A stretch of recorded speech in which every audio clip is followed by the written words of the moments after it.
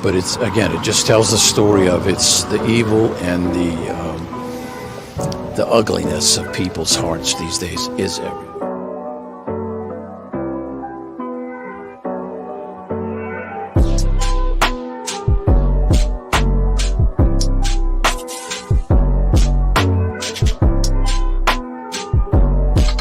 This is Franky Rose's Think Tank. Here's your host, Franky Rose. Hey guys, welcome back to the Think Tank. So we have got a press conference from the Secret Service, but before I do that, I don't know if you guys have seen this yet, but it gives us an idea of what was going on with this whole situation. Just, I don't know. You guys just check this out. Seriously, just check this out. The gold arrow indicates where the shooter fired from. Why was the assailant not seen? When we were told that building was going to be covered.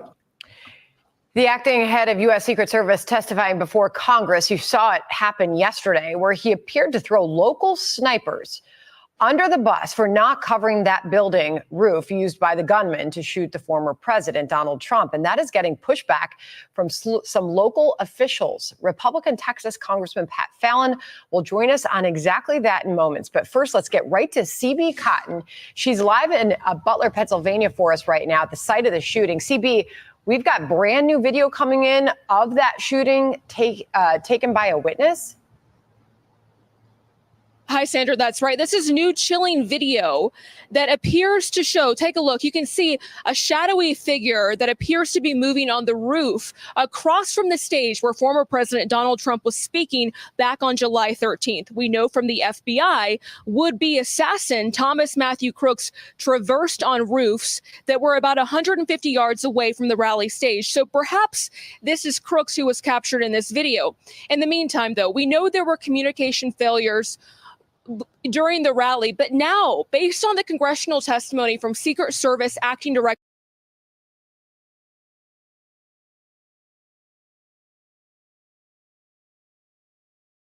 July 13th, we know from the FBI, would-be assassin Thomas Matthew Crooks traversed on roofs that were about 150 yards away from the rally stage. So perhaps this is Crooks who was captured in this video. In the meantime,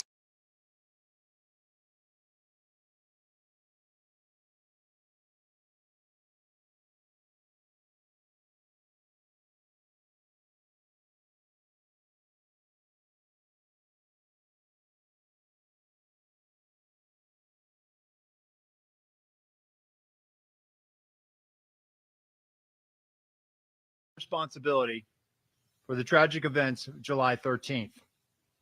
This was a mission failure. The sole responsibility of our agency is to make sure our protectees are never put in danger. We fell short of that in Butler, and I'm working to make sure that this failure does not happen again. I'm focused on ensuring that the full resources of the Secret Service are utilized to safeguard our protectees, and I've implemented and will continue to implement changes to ensure that that happens.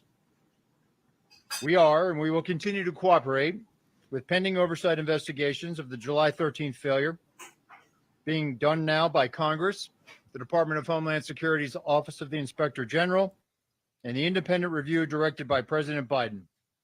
Additionally,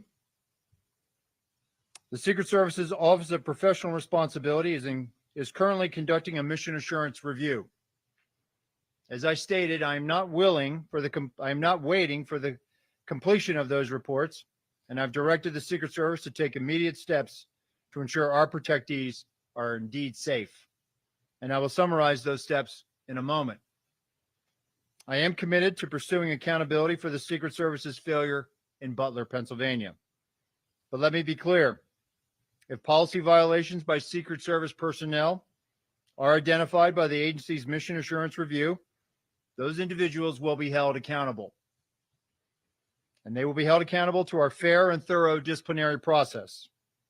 The first part of that process is an investigation to identify whether policy violations occurred. Potential policy violations are referred to our Office of Integrity, and appropriate discipline is administered under our table of penalties. The facts will drive the outcomes of those investigations, and I promise accountability. And I will not rush to judgment nor ignore due process. Every single person within the Secret Service feels the weight of what happened. We are in an unprecedented threat environment and a high operational tempo during this presidential campaign. The men and women of the Secret Service are working incredibly hard and doing their jobs under difficult circumstances. They need to focus on their work, and they need to know that I have their backs, and that is my commitment to them. I want to thank our state and local partners. The Secret Service relies on local law enforcement for every protective event. Those valiant men and women work tirelessly protecting their communities. They know the people, places, and terrain that we operate in. We owe them our thanks, and simply put, we cannot do our jobs without them. And I know how important this relationship is. I spent 4 years in local law enforcement before joining the Secret Service. I know the long hours these men and women put in and the professionalism they bring to this partnership. And in that capacity, I was always proud to support the Secret Service's protective mission when called upon as a municipal police officer. In no way should any state or local agency supporting us in Butler on July 13th be held responsible for a Secret Service failure. Typically, the Secret Service refrains from commenting on ongoing investigations, but we know these are extraordinary circumstances. So please understand that the information provided today is based on what I know now to a degree of certainty. We will learn more as interviews are completed and further evidence is gathered and analyzed, and I will share more information as it becomes available. But I can say without a doubt that heroism was present that day. Secret Service agents rushed to the stage to shield the former president with their bodies within 3 seconds of bullets ringing out in an unflinching act of bravery. The Secret Service counter sniper who neutralized the threat with a single shot undoubtedly saved countless lives. We're in a high operational tempo, and I need and I want our Secret Service workforce, the dedicated men and women of the Secret Service. I want to know and I want to make sure that they are uplifted so they can focus on carrying out the mission. They are worthy of trust and confidence, and they deserve your support. And let me take a moment to speak to the American people that are counting on us to do our job, to protect their ability to cast a vote for the candidate of their choice. The Secret Service's successes are largely unknown. You will only know of our failures, and those have been documented, and all of them are undeniably dark days in our nation's history. But let me tell you about the dedicated patriots of the Secret Service. These public servants are the quiet professionals working in the background, day in and day out. They are standing the watch, providing a blanket of protection to the people that work in the White House, to the thousands of people who attend political rallies and nominating conventions, to the thousands of American citizens who line Pennsylvania Avenue every 4 years on Inauguration Day to see the new president and the new vice president. And they are out there right now doing this mission.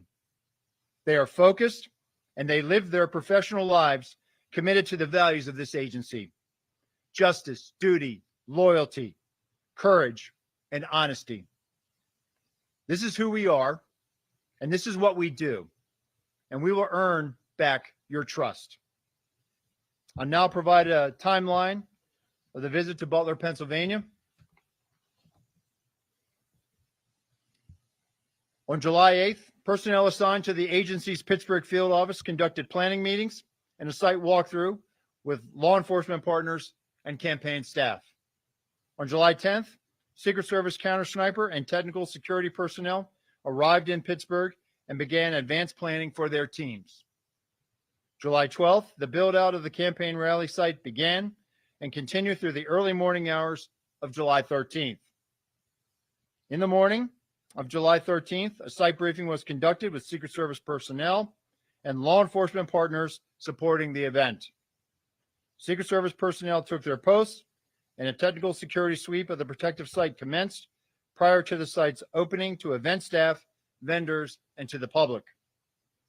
At 12:30 p.m., the Secret Service opened the protective site to event staff and vendors, and then at 1 o'clock, magnetometer screening of the estimated 15,000 people attending the campaign rally event, staff, and vendors began. At 5:30 p.m., former President Trump arrived at the campaign rally via Secret Service motorcade, and at that time, he met with supporters in a secure backstage area within the protective site.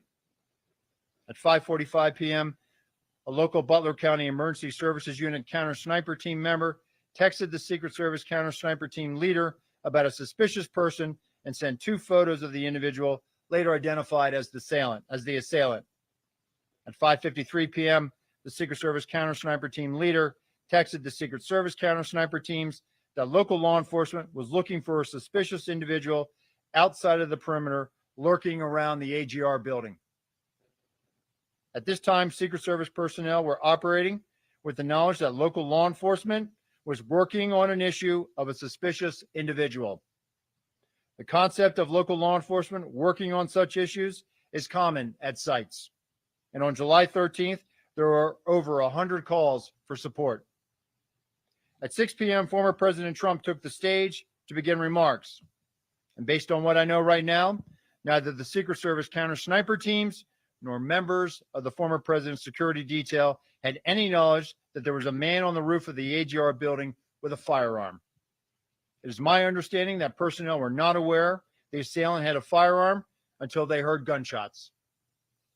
At 6:11 p.m., a member of the former President Trump's protective detail contacted their Pittsburgh field office counterpart to inquire about the radio update that there was an issue local law enforcement was looking into near the perimeter.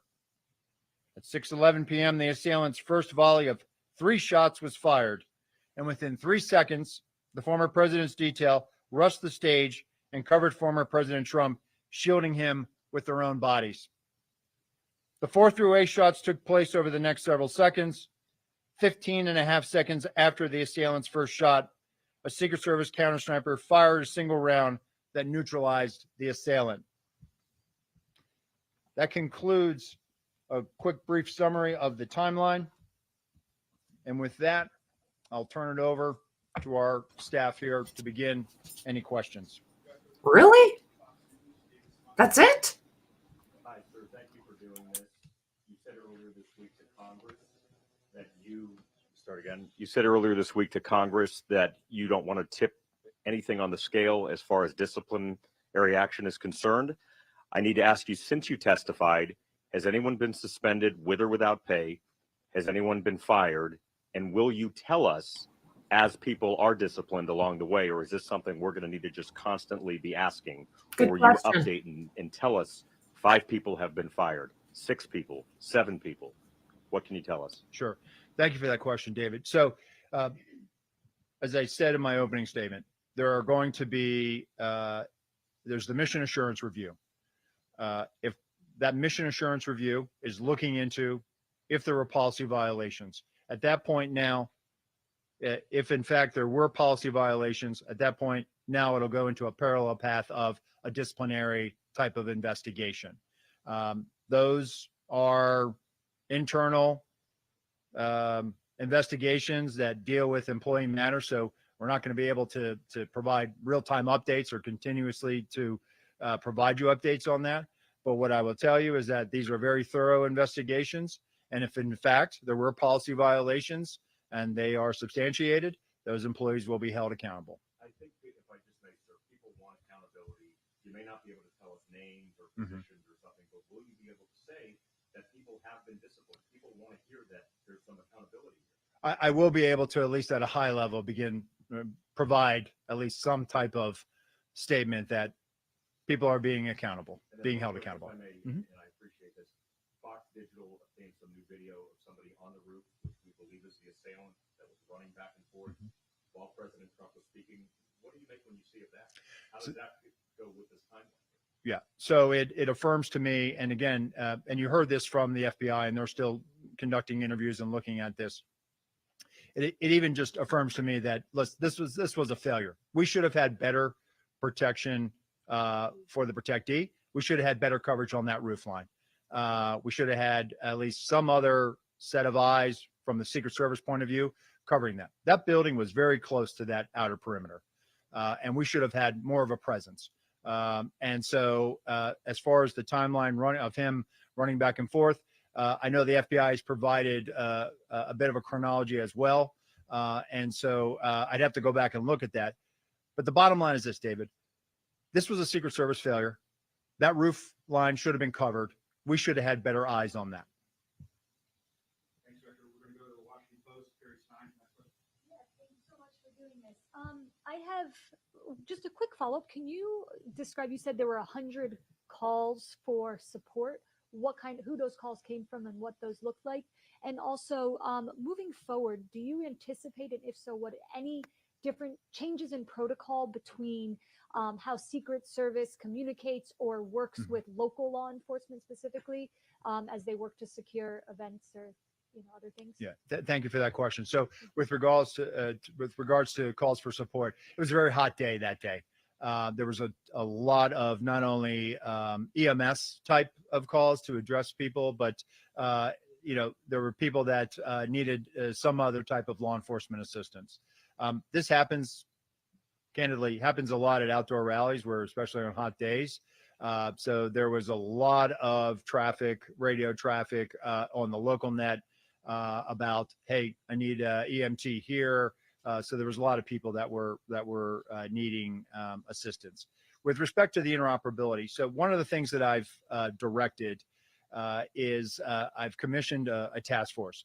And that task force is going to be leveraging the resources of the Department of Homeland Security. It'll be co-chaired in all likelihood by someone from the Secret Service and someone from CISA. And I think we're also going to bring in some state and local law enforcement. The interoperability challenge, it's not an easy fix. It's not as simple as just trying to figure out the local frequency of the agency you're working with and then piping that into your radio network. It requires a substantial technical fix. In the meantime, before we can get to that, what I need to have is I need to make sure that our folks, when they're out there, we use a counterpart system. On the day in Butler, we had a Pennsylvania State Trooper in our security room. They also had a unified command post that had some of the other agencies that were on site that day. It is plainly obvious to me that we didn't have access to certain information, not by anybody's fault. It just so happened that there was a sense of urgency, that there might have been radio traffic that we missed. We have to do a better job of that. So moving forward, in addition to this task force that we'll provide more information on next week as we begin to stand that up, I've also directed all of our SACs, our special agents in charge of field offices across the country, to reevaluate where we put our security rooms. If a state or local sets up a unified command post, maybe we need to be in that room as well, as opposed to just being in another room and relying on that counterpart system. It was so apparent to me that in this incident, in the final 30 seconds, which has been the focus of what happened before the assailant opened fire, there was clearly radio transmissions that may have happened on that local radio net that we did not have. And so we have to do a better job of co-locating, leveraging that counterpart system, and this is going to drive our operations going forward.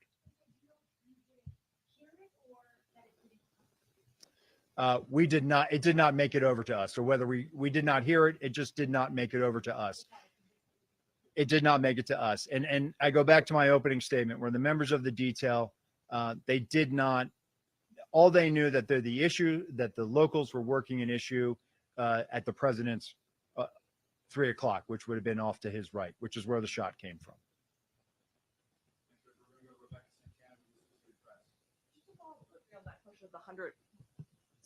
To clarify on the 100 calls that you got roughly that day, I understand a lot of them were heat related. How many specifically were suspicious people? Was this the only call, the eventual shooter, that was a suspicious character? And then also can you clarify, did you guys have a drone on site? Did you try to use it? And if not, why did you not use the locals' offer of a drone? Sure. So as I understand it now, based on the information I have, there were other calls of suspicious individuals. And your other question was about drones? Drones. Yeah. Sure. We're not learning anything. Nothing. Right. So we did not have a drone on site. We did not put a drone up. Based on the information I have right now, I am aware that there was a request from a local agency to offer to fly a drone on that day. And that is also part of the mission assurance review that I've asked to get some better insight in. One of the other changes that I implemented when I became the acting director is we are now going to leverage the use of unmanned aerial systems at sites now. So we are putting those assets out, and we should have had better line of sight on some of those high ground concerns. We thought we might have had it covered with the human eye, but clearly we are going to change our approach now, and we are going to leverage technology and put those unmanned aerial systems up. Thank you so much for doing this. You mentioned that there were text messages from Butler ESU to U.S. Secret Service counter snipers. I'm curious if that is routine. There were 2 communication channels at the Butler rally, and you referenced earlier this week, it appears that information was stuck or siloed at the state and local channel.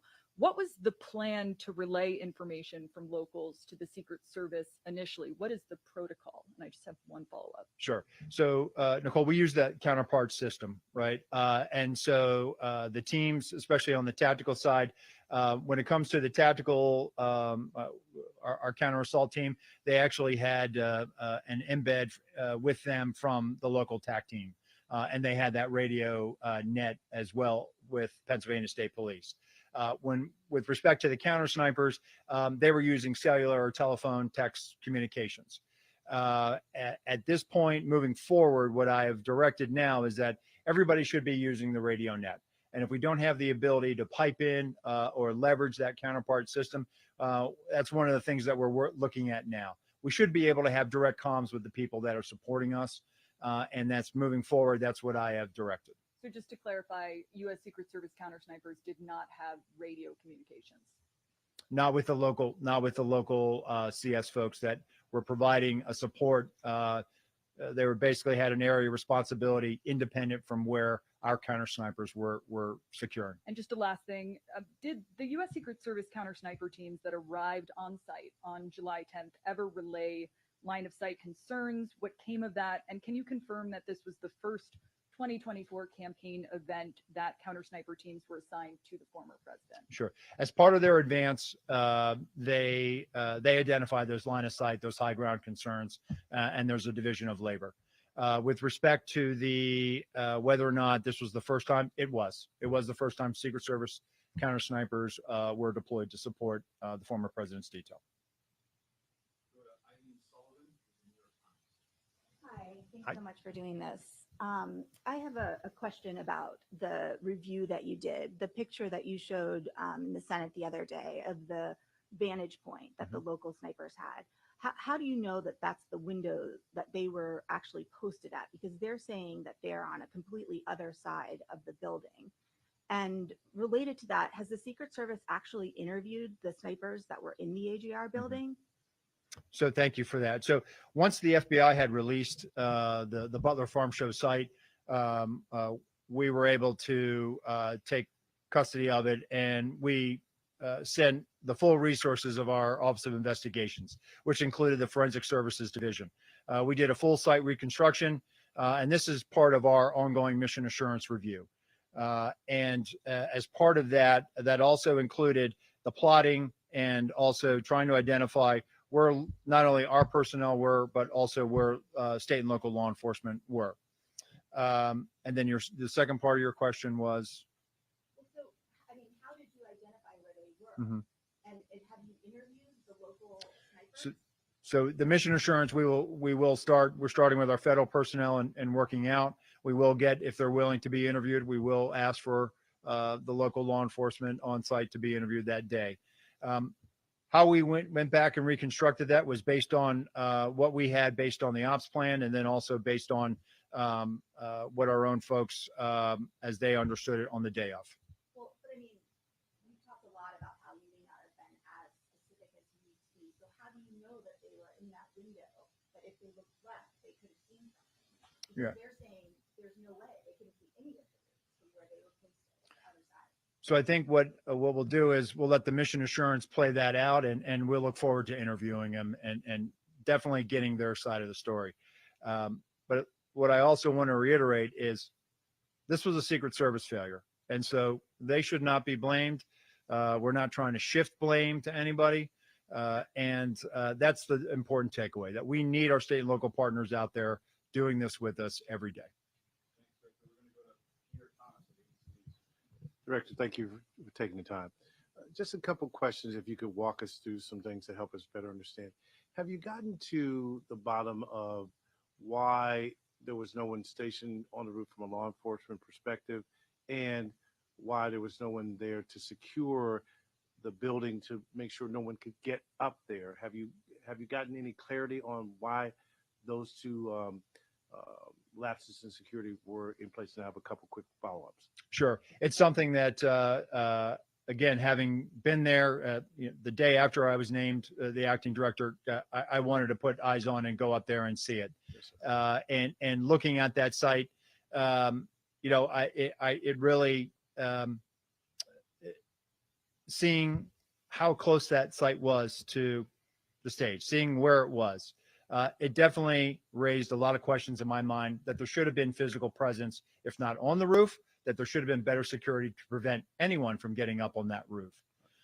So moving forward, I've directed our Office of Protective Operations and our Special Operations Division now, that when we are up operational and we have counter snipers out there, that we're working with locals, and that they in fact will also be out present.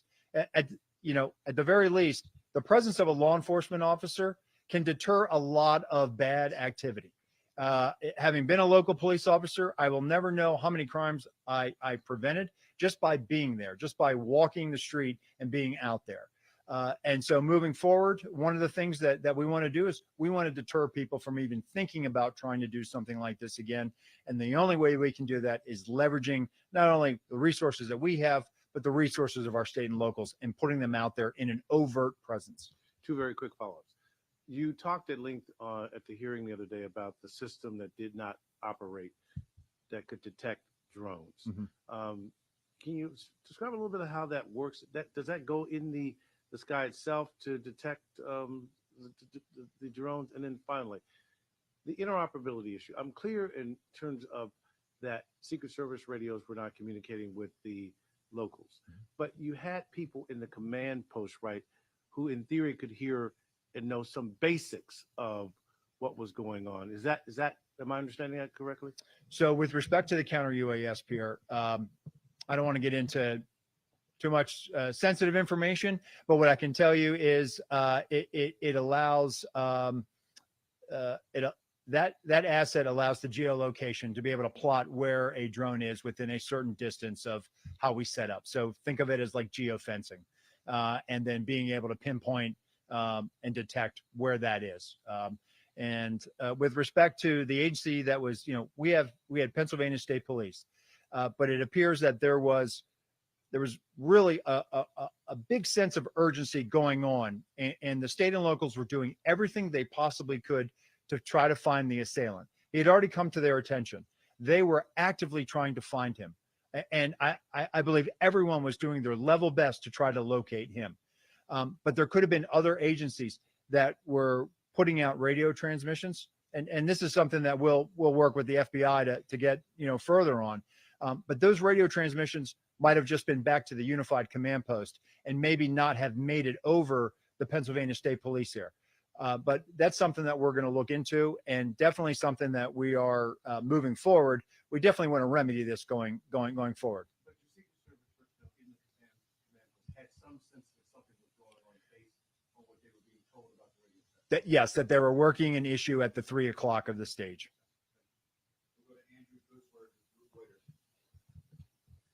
Thanks for doing this. I wanted to ask you about changes moving forward. Former President Trump has said he wants to continue having outdoor rallies. What specifically will be different at the next rally that wasn't the case in Butler? And if I could ask a follow-up to, do you have information in the 30 seconds after the gunman was confronted on the roof by a local law enforcement officer that there were local law enforcement trying to communicate with the Secret Service that there was someone on the roof with a gun and that transmission was the one that was missed? Okay. So with respect to the former president wanting to get back out there, listen, it's a campaign season, right? Candidates want to be out there.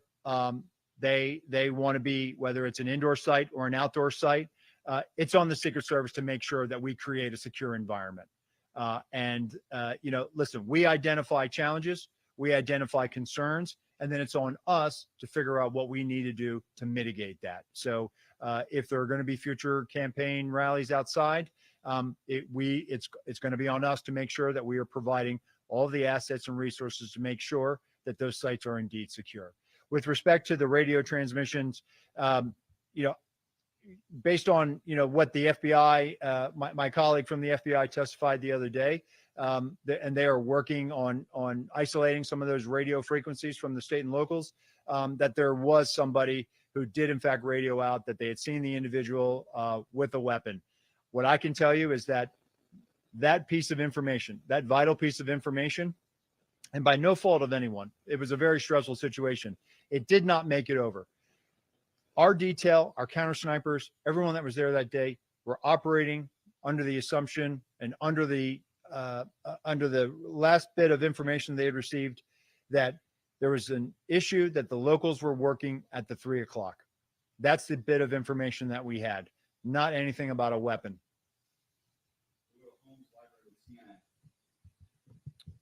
I wanted you to address, or if you can, describe the Pittsburgh field office and their level of experience, especially in preparing for events like this. And also, have they explained their thinking and how they defined the perimeter that day? Sure. Thanks, Holmes. Our Pittsburgh field office, I don't think there's anybody in the Secret Service who is feeling this more than the men and women of our Pittsburgh field office. And I've met with them. And they are down right now. And so when I've met with them the other day, it was very difficult. It's difficult for them. They feel like they let their colleagues down. They feel like they let the country down. And they are wearing this, and it's open. You can see it. It's an open wound that they are carrying. They are a very experienced office. And what I will say is they are cooperating with the mission assurance. They understand the gravity of this situation. And they are definitely down right now. If I can, one follow-up. You testified about one of the Secret Service failures was an assumption that day. I'm curious how the Secret Service can even make assumptions regarding protection, because it seems antithetical to the entire protection mission. Yeah. So when I said it's a failure to challenge our assumptions, meaning the assumption that, hey, that's going to be addressed or that's going to be covered by state and local. So earlier this week, I convened a call with all of our special agents in charge of all of our field offices. And I expressed to them, listen, we need our state and local counterparts, but we also have to be very direct, very clear about what our expectations are about what we need from them, whether it's a particular asset, whether it's particular numbers of personnel. We need to be very clear so that they have an understanding of exactly what we need from them. That's on us. We need to be better communicators and articulate exactly what we need to mitigate any challenges, concerns, or anything that we identify during that advanced process. And so I have full confidence in our SACs in the field. I have full confidence in our state and local counterparts that moving forward now, we're not going to have this assumption that, oh, we think that they have it. No, we're going to work together. We're going to have good, hard, fierce conversations about what we're going to do. And then we're going to go out there and we're going to make all of these venues secure moving forward.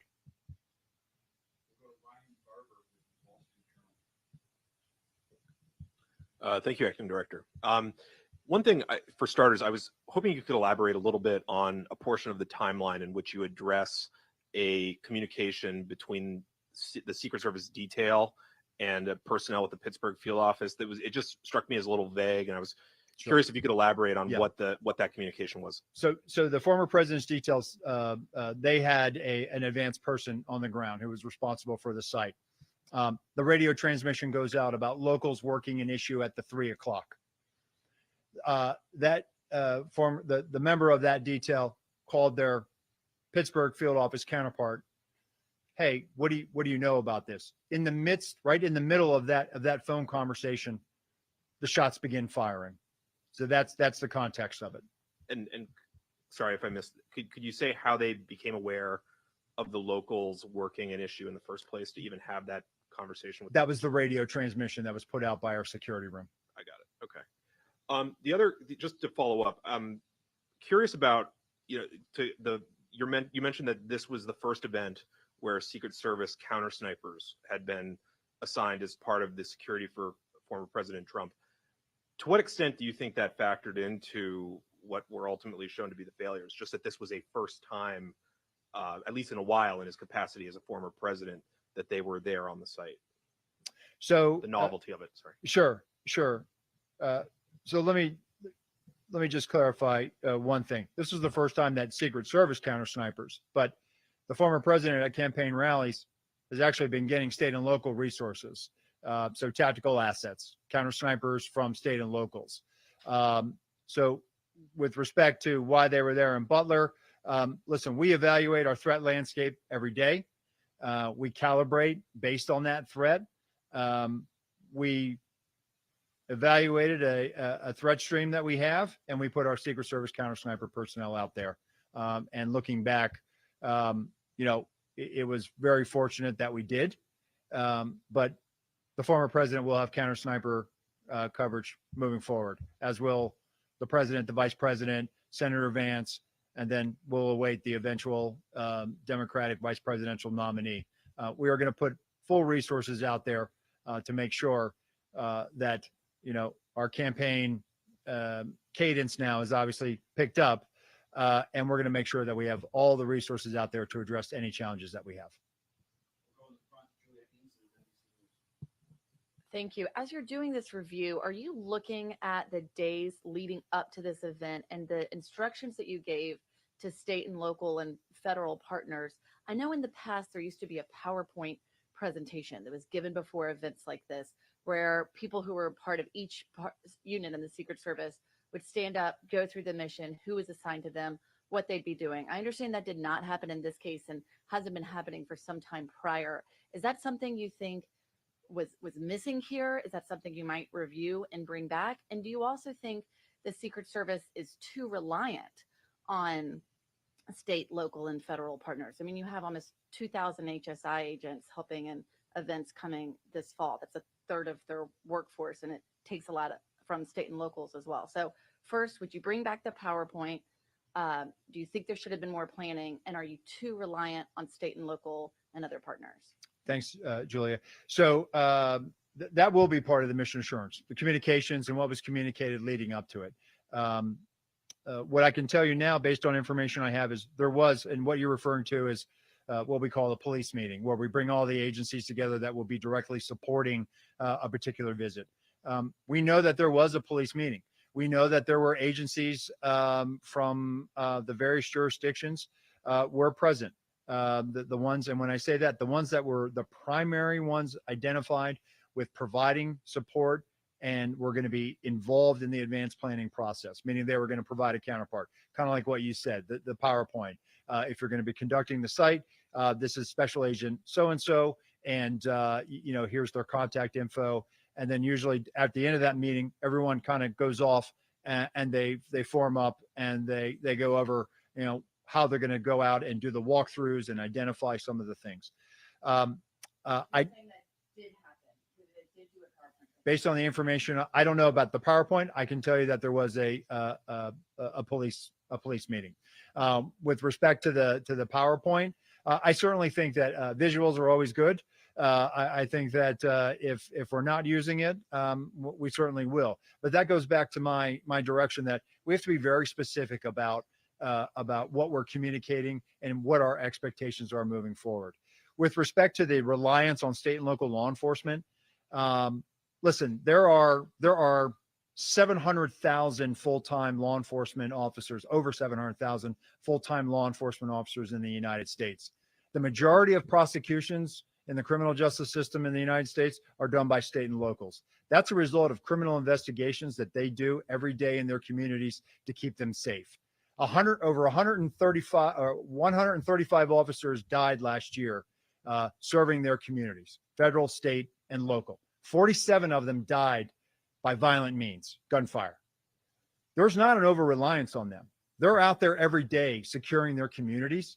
They know the terrain. They know the people. More importantly, they know the local laws. If you're in a state where it's open carry, we're going to rely on them to enforce local laws. I, as a federal agent, cannot go out there and enforce the laws of the Commonwealth of Pennsylvania. I need those state and local law enforcement officers. So I would push back on that. With respect to leveraging other federal partners, when we were in the Department of Treasury and I was a brand new agent, I would stand post during a campaign year with agents from ATF, IRS criminal investigations. We were all one big happy family. Customs. Customs moved over to DHS just like we did.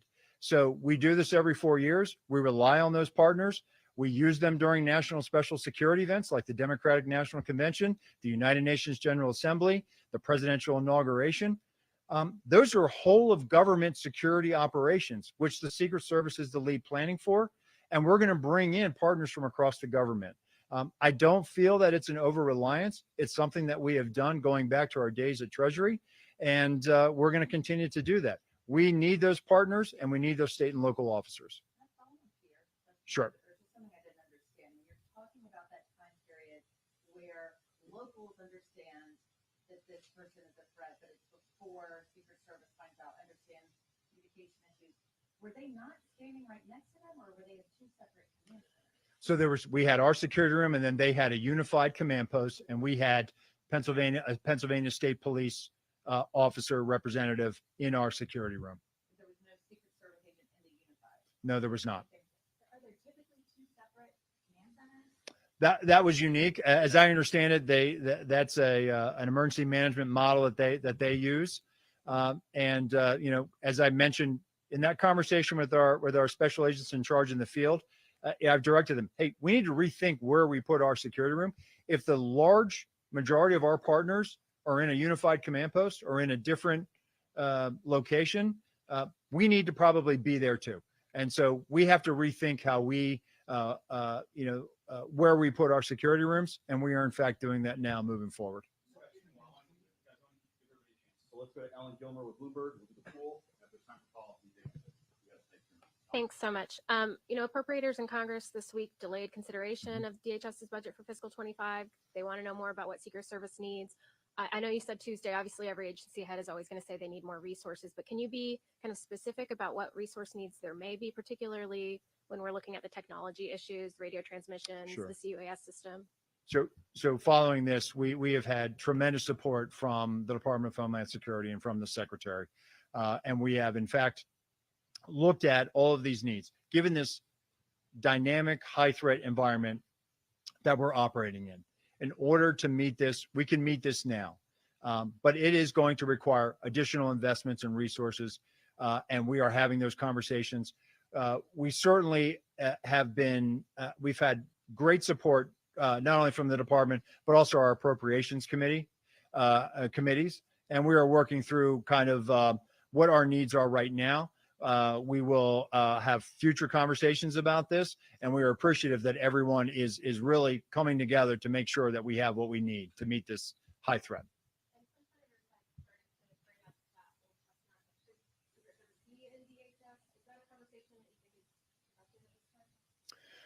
Listen, that's not for me to weigh in on, but what I will tell you is, there's also a lot of discussion about why should the Secret Service do criminal investigations. And what I would say is this: we were founded in 1865 as an investigative entity. It's in our DNA. I firmly believe that the best protection agents learn those skills being criminal investigators. You learn how to interact with people. You learn organizational skills. You learn to be analytical. Those are all traits that you need to have when you're on a detail. Moreover, if you look at where we are today, buildings, communities, everything is interconnected. And so we have a particular expertise in cyber and in cybercrime and critical systems protection. And so when you overlay that investigative skill set that we have, you know, it's more than just securing the president or our protectees in a brick and mortar setting. It's also protecting them from things that make them vulnerable due to cyber. And so the only way to learn those skills, to be able to detect, to be able to analyze, to be able to make sure that we are hardening not only cyber systems, but hardening a building that is fed by cyber systems. The only way to gain that experience, that knowledge, is to be able to do criminal investigations. Additionally, it is within our investigative authority to follow up on threats. People make threats to the president and the people we protect every day. We need to have that domestic and international network of field offices to be able to track down those threats. And if necessary, bring those people to justice and present them to a U.S. attorney's office. So this, you know, I know there's been a lot of talk. Should we or shouldn't we? Should we do this? Should we be in DHS? The bottom line is this. If you want the Secret Service to continue to be the Secret Service and be effective at what it does, it needs to be doing investigations, and it probably needs to be in the Department of Homeland Security until Congress or others have an opportunity to weigh in. Just a quick question. There's a report that a whistleblower has alleged that you personally directed cuts to the counter surveillance division, which led to the threat assessments team failing to perform its duties that it typically would before the Butler rally. Is that accurate? Is that allegation accurate? So I've recently become aware of this. We got a congressional letter on it. What I can tell you is that the counter surveillance division, they do a fantastic job. They have a very specific mission set. A lot of that mission set is here in the National Capital Region, focused on permanent protective sites. But they do go out and they support, when requested, they go out and support former details. I know that there's been allegations that that I personally cut or that I denied requests. The counter surveillance division has been out there supporting the former president's detail at some very high profile events. They continue to provide that support, and they're out there providing support right now. So we're going to respond to the letter that we received, and we'll be sure to make that. I'm sure they will. We'll be able to share that response when the committee says it's okay to respond. Is that a no, though? Did you cut funding personally? I did not. No. Did you finally figure out how he got that gun on the roof? Did it fit in the backpack? We're working to determine that. That's something that the FBI is working on. There's a couple of, I don't want to speculate as to exactly how he would have gotten it up there.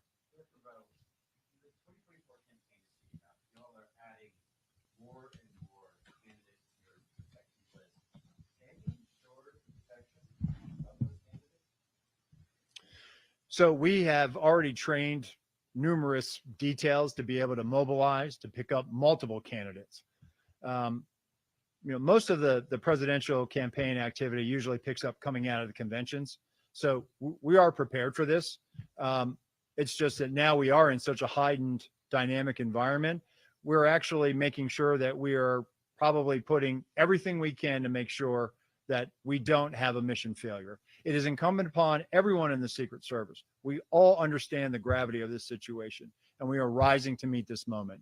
And we are certainly, as we go into the Democratic National Convention, as we await picking up another candidate with the eventual naming of a vice presidential nominee from the Democratic side, we are going to staff that, and we're going to make sure that we have all the resources and assets necessary to provide that level of protection. Thank you, everyone.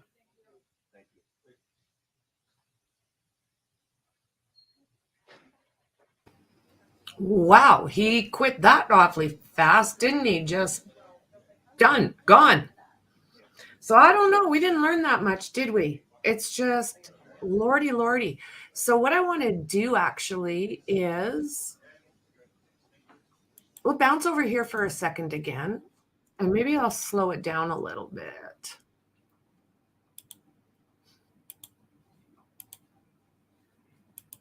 And then watch this guy run across the roof here. It blow, or whatever he does to get across this roof, it blows me away. We figure that appears to be moving on the roof across from the stage. President Donald Trump was speaking back on July 13th. We know from the FBI, would-be assassin Thomas Matthew Crooks traversed on roofs that were about 150 yards away from the rally stage. So perhaps... So it looks to me like he's running across there, you guys. What do you think about that? We'll go back. I might even slow it down a little bit more.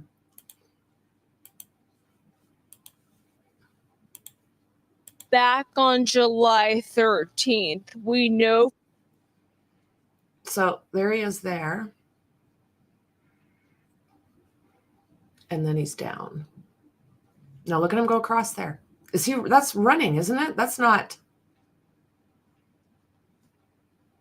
And then he drops down and then shimmies into position. I think they show it again up here. See there? Now he's inching up. One more time.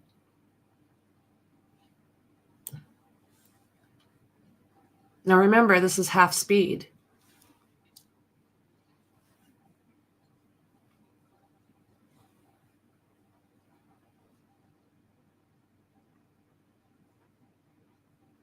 See, and then he's shimmying up there.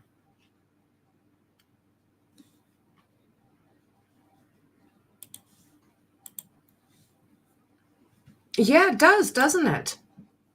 It does. Like I said, that was at half speed. So how did they miss that? Like if we look, I'll go back again. Like you could see that from, you can see that from the bleachers.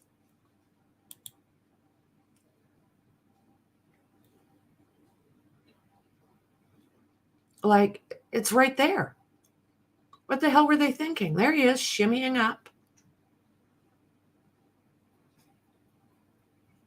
And then ducks down. Come on. There he goes.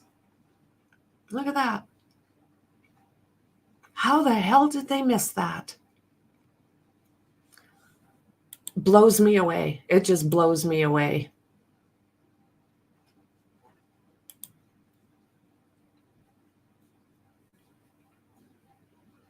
Yeah. It's true. Like we're just getting dribs and drabs. And I don't know, like I say, that kid, he should have been noticed. If they were looking for him, they weren't looking very hard, were they? I don't know.